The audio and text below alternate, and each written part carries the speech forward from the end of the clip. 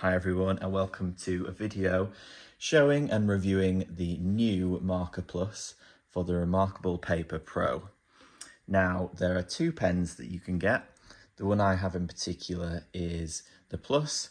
The difference being this one has an eraser on the top and it comes in black. The standard marker comes in a grey colour and it comes without the eraser. It might also be of interest and worth knowing that this is 4 grams, maybe like 20% heavier than the basic marker. And I don't think that's just because of the eraser. Well, perhaps it is, but for some reason this one is quite a bit heavier. I don't have the other one to do a bit of a feel to see if it feels any different, but this one does feel quite weighty, which I like. Some people might not like that so much. But before we go into the details of the pen, this is what you get in the box. So you get your paperwork and you get your nibs, or tips, the two words for it really. And they're very nicely packaged, look at that. Gorgeous. To say it's just a box for some nibs.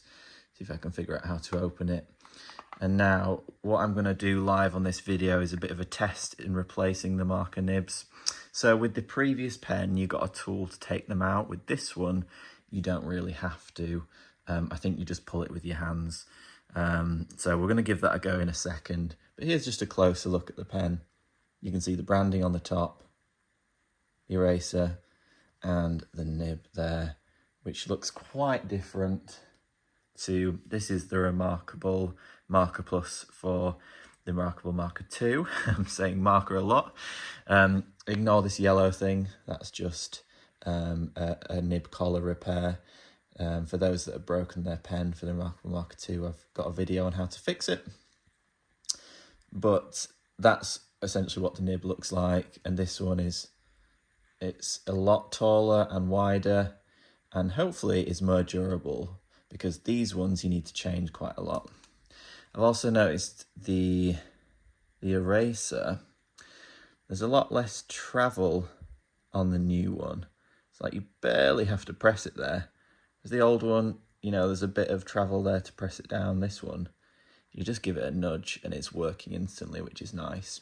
Texture-wise, they are very similar. I watched a video saying it felt different, but I disagree. It is very similar, sort of rubbery, textured, matte black feel. Well, I suppose the black's a colour, not a feel, but matte feel, which is nice. And again, same size. So let's go ahead and take the nib out. So I'm just going to use my hands here, see if this works. Okay. There we go. Might have to get quite close here, so apologies. You have to zoom in my hand quite a bit. So that's the nib.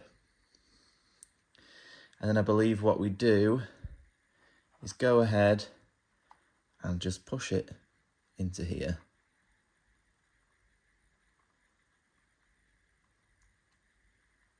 Hey, that works quite well. Well done, reMarkable. Let's see if I can put that back, because obviously I don't need it right now. And it actually goes in quite nicely there. So I really like how they've done that little nib holder there. It's just a little touch, but really nice. So that's just exploring the pen itself. But I suppose the main thing really is to give it a test. So let's break out the device itself. So here it is, the reMarkable Paper Pro. Now, if you're interested in the specifics, the old pens were EMR pens or Wacom technology, so it didn't need a battery in the pen. The new pen does contain a battery and charges when you hook it up next to the device on the magnet, and you see a little battery icon there. Perhaps that's the reason why this pen is slightly heavier. I'm not totally sure, but the technology inside it is just basically called active capacitive tech. It's nothing new. A lot of other tablets sort of use it, but I have noticed a difference. I feel like it is a lot more accurate. With the reMarkable 2, let me just make sure I've got a pen here. I feel like when I pressed, where the actual writing appeared was ever so slightly to the side, but this is just bang on exactly.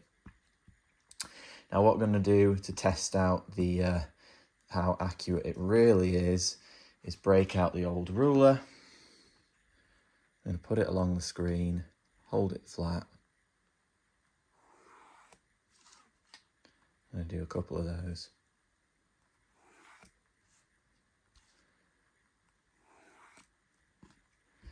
Interestingly, you still get a bit of wobble there, even though it's been held against a completely straight ruler. Now with the reMarkable, it doesn't matter so much because obviously you've got the feature where you draw a line, hold it down, you get your perfectly straight line. And on other occasions when you're writing, you won't need the straight line. But it is interesting to note that the technology is still not perhaps equal to using an actual pencil or pen. It's getting there, but still not quite there, I would say. I'd be interested to hear other people's opinions on that. In terms of how it writes, which is the main thing here, as I mentioned on my unboxing video, it does feel very different to the old reMarkable 2 nibs. I thought these were quite abrasive compared to some other pens, such as your Stapler EMR pens, which are very smooth. But this takes the abrasiveness to a whole nother level. It really feels like, let me see if I can get the volume here.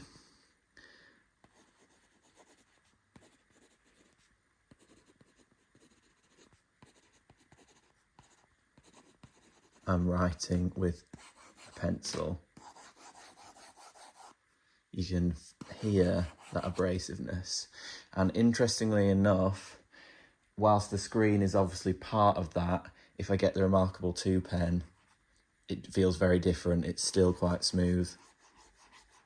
So the nib is definitely to play with some of that textured feel. I personally like that. Again, others might not like that so much. They might prefer the smooth writing experience. It's a bit more like a marker rather than a pencil, with the abrasiveness and the friction and the noise there. Now, it's hard to say how long these will last. Obviously, time will tell, and I'll feedback on that. But that is obviously an important factor, which was not so good with the reMarkable marker. But all in all, I think this pen's really nice. Again, with reMarkable, the price tag is a bit more than I think it should be. They charge too much for the pens, in my opinion, but it is a nice pen and it works really well so far on the reMarkable Marker Pro.